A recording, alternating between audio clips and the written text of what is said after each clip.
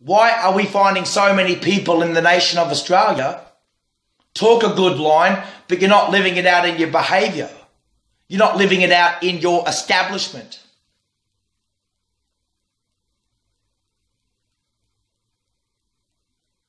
How pathetic is the opposite of love? It's like the opposite of love has to be pathetic. You'd think that you're safe because you've got something in private to use like a private practice kickstand. If an individual was supposed to show up to work, even on any time, and you say you live your private life coupled up as a person that gave up everything for your partner, right? You gave up on yourself because you gave everything to your partner and your little establishment, and it doesn't transfer that way into individuals, then you're guilty of your whole family. You're guilty of your confection.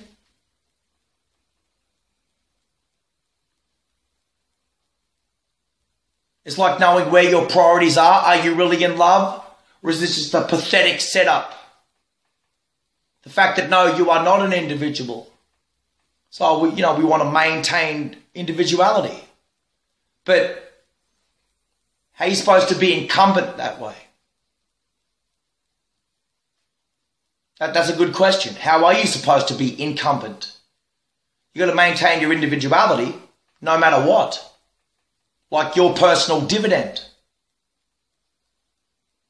So, like incumbency, your role, your duty, your responsibility. And you roll with it that way. Did a lot of people just find themselves backed into a corner and throw out all kinds of offense at people? To say to recognise people from one national background, one national source to another, and to fail to recognise their poverty in their intermittent affairs, which you might fail to write off as scrupulous ties, I'm saying, and realise that you're concept poor.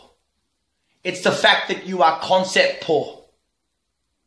The imitation of life that says just follow tradition, and if you people follow a private tradition, you will see the gap between the rich and the poor, or the fair or the unjust, just massively widen. A massive gap. That you say that coupled up, you're entitled to just treat the whole fucking world like a private kickstand. And then talk about what? Posterity measures? Before or after what? Triggering the answer or the result to whether it was half full or half empty? Or that can't live with it, can't live without it? There's two people in this world. Yourself and that person that's still here.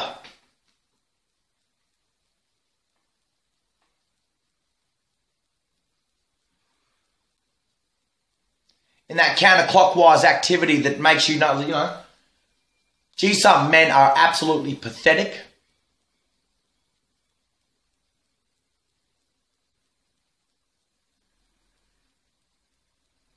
It's not about men having to come down to a woman's level or a man to rise to a woman's level. It's about a woman rising to a man's level. And yet you might say, well, what if the man isn't something that I necessarily wish to reach their level? And there's your answer. That just like children, fancy the risk that you impose on individuals, and yet if you're no good to adults, you're definitely no good to children. Because you would have all the time and the provisions in the world to make the right decision for an adult, and yet as a parent or even as a responsible community, right? As an individual in the community, you've got a right to, what?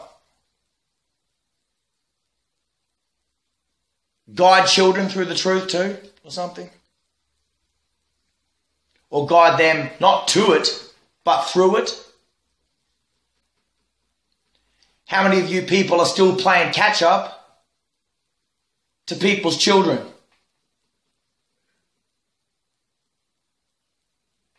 Well, there's got to be something awfully pathetic about that. With every spoonful of fucking food that you feed to each other in private. I mean, how pathetic can it be? They're seeing the complete breakdown and the loss of self-determination, the loss of self-innovation.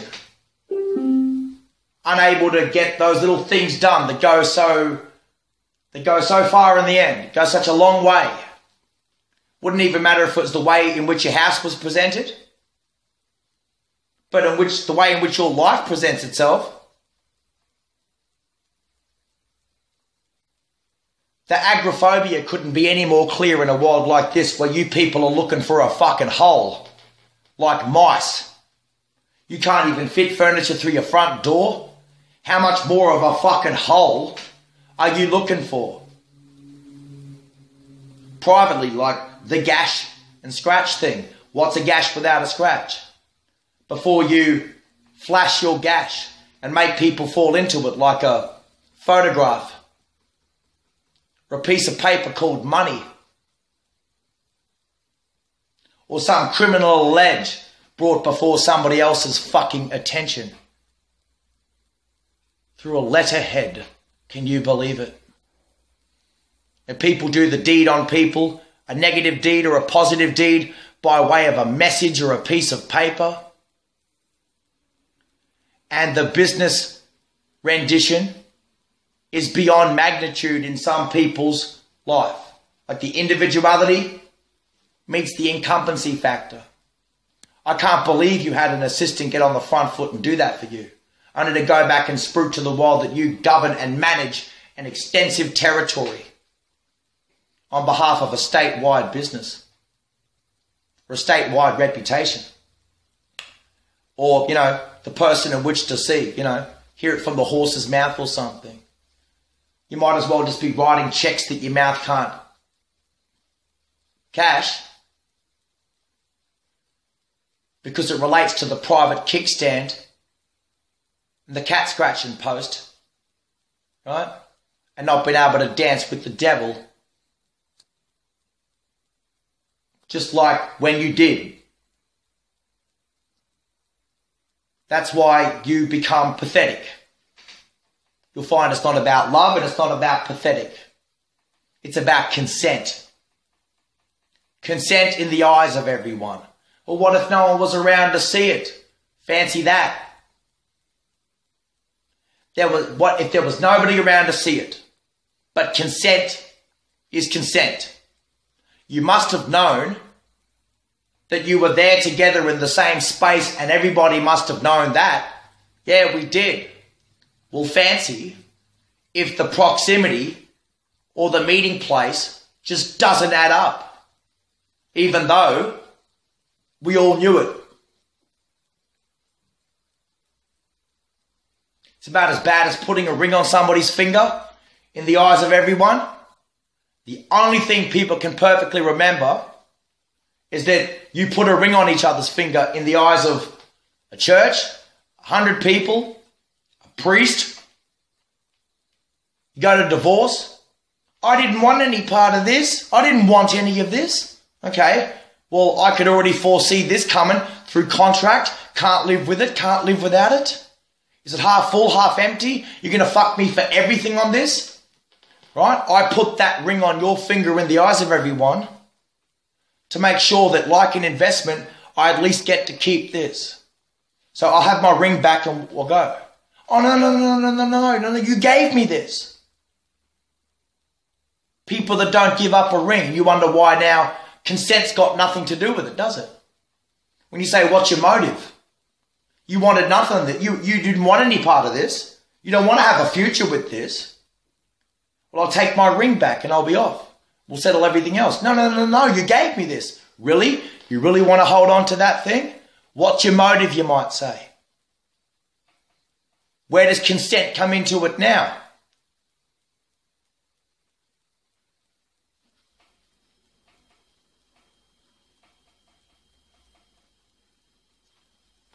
Consent. It's all about consent. Whether you're allowed to or whether you're not allowed to. That's what the word consent means, isn't it? That's like knowing the opposite of love isn't hate. You're just trying to square everything up like complete opposites. You'd have the same street down the middle of the city central business district.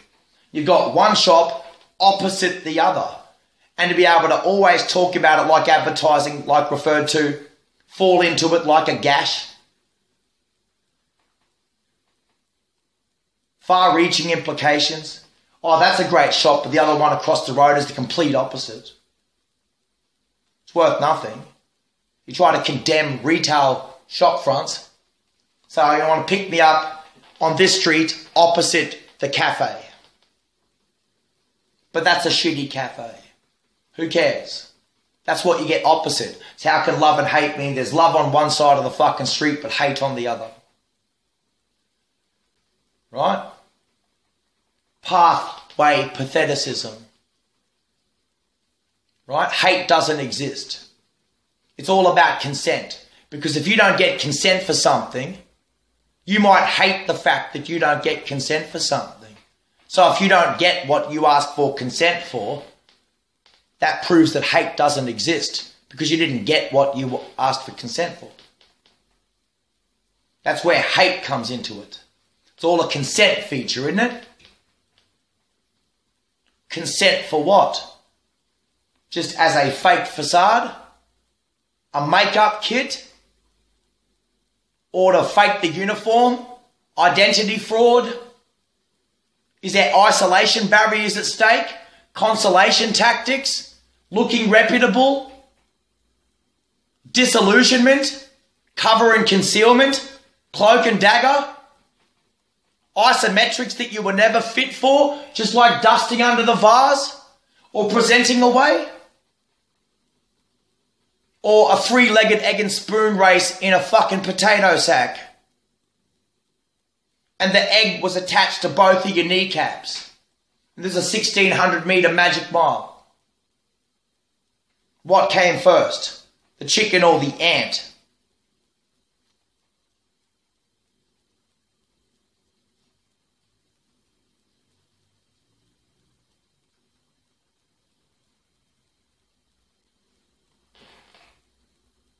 Go fucking preach to me, preach to anyone, but you people have an individual case of sad luck, and there's nothing good or bad about it. Half full or half empty. Oh, but we're the lucky country. So you're not the promised land? You're only just lucky. You might just be lucky. Lucky country in opposed to the promised land or promised people. That's promising. Lucky country. Geez, that's promising.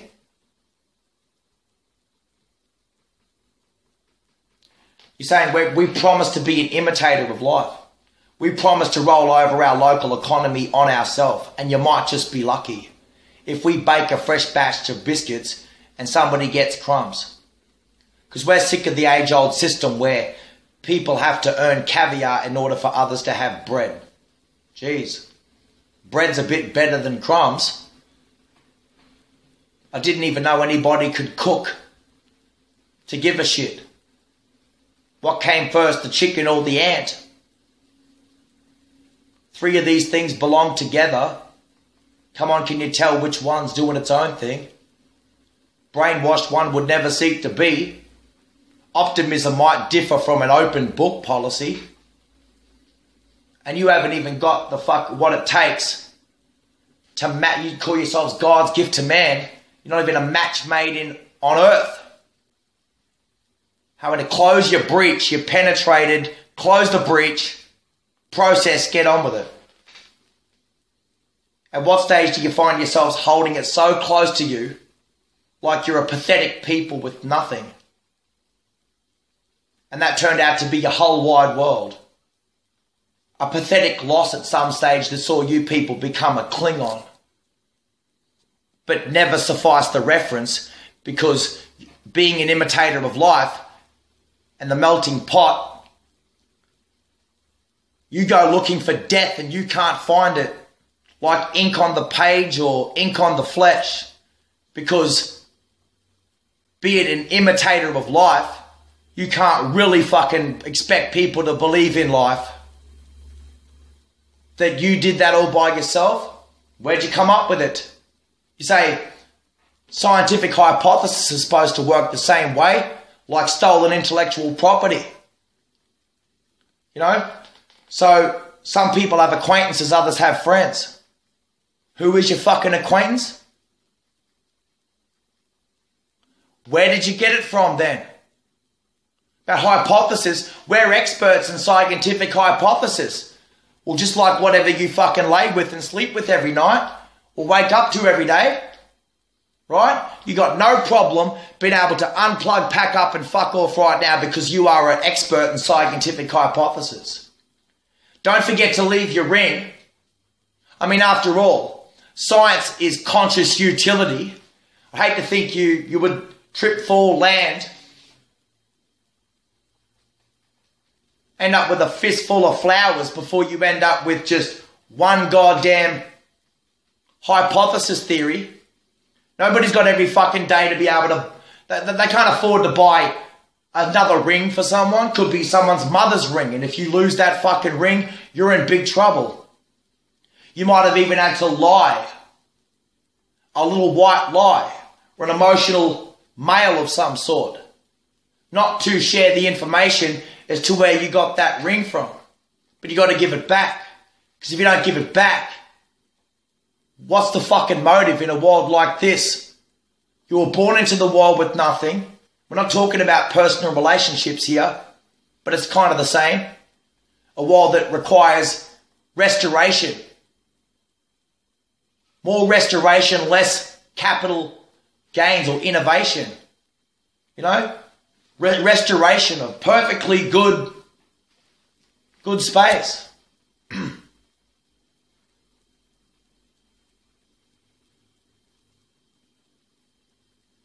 So why are you sort of ripping it out and hoarding it up like that? You got no right. But then the question is, do you really want to do that? Because a mountain is just like a fucking big hole. Did you know that? A mountain is just like a hole. It only remains sharp like that because you let it be. Because everything vain is a claw. Clawing at it or digging at it. What is the pathway then? And what, then how do you assess love? Top of a mountain or lay in a hole? How pathetic can it be for some people? You're looking for incriminating factors in opposed to the justifiable claims to even be here. Otherwise, you need to clock off, sign off, and fuck off. If you're honest, you never have to go scrambling for a lie. So fancy that. Never have to go scrambling for a lie. There'd be no such thing as consent then. Because you didn't have to share anything with anyone. Fancy if you found it's bad enough you get one. How bad when you get two? Or three?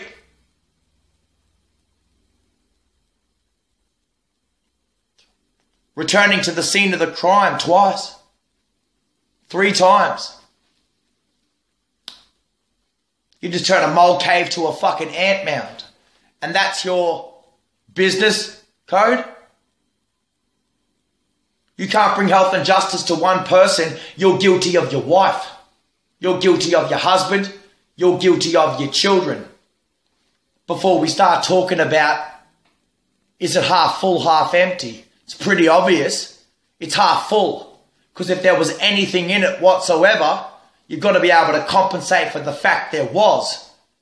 Because little eraser theory say that if you said it was empty, there was nothing to start with. It's like saying half or nothing, is it?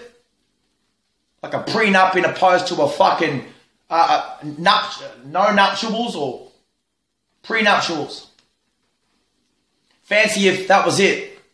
Yeah? And you had no fucking business to start with. You people were living your fucking life, slave-possessing individuals, but had no goddamn, realization that you're setting yourself up for the most indescribable wrath and punishment due you. Because you are not generous people. You have no fucking lawful excuse to each other. You have no lawful impediment in which to capitalize on. Be it you can't bring health and justice to an individual. You are guilty of everyone in your life. So that, the patheticism of men and the insecurities of women, following the incriminating factors in opposed to the justifiable claims. That you were thieving off individuals and possessing slaves just to be able to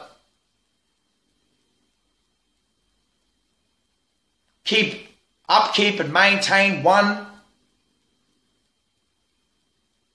That's worse than a stem cell operation or stem cell cloning theory gone wrong just for cartilages and ligaments and spare parts like livers and kidneys.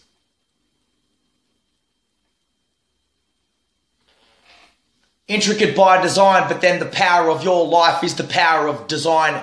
It's the power of designation and development. You've got all kinds of fucking pre-existent conditions and you just want precursors to outweigh the distraction point that always forever saw you live so pathetic and such a Klingon that you were no good to anyone.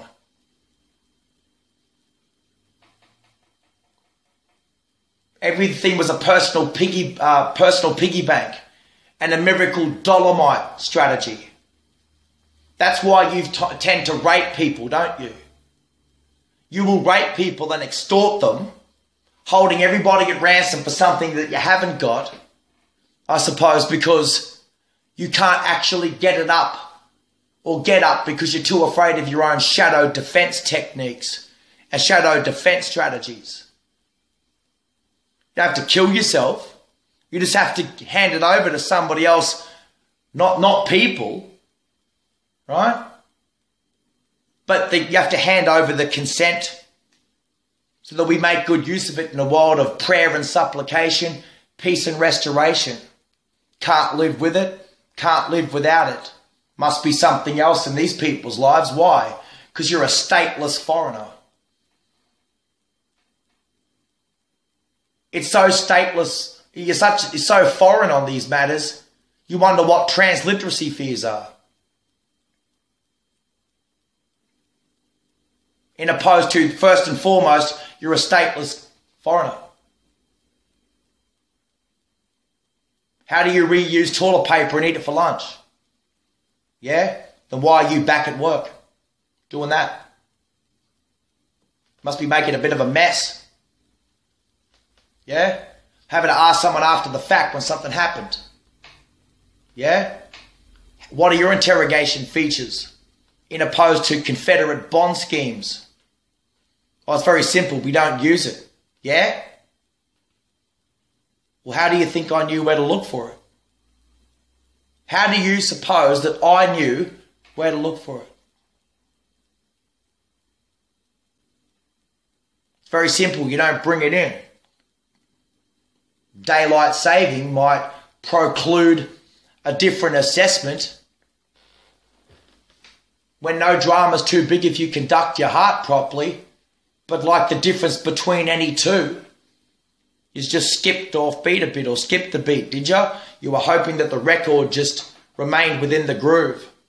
The needle didn't just screech right across the fucking playing field. End up missing a section of history. Chronological history as your very own, or the adaptation meets the adoption policy. Did you come to this earth to adapt or come to this earth to adopt,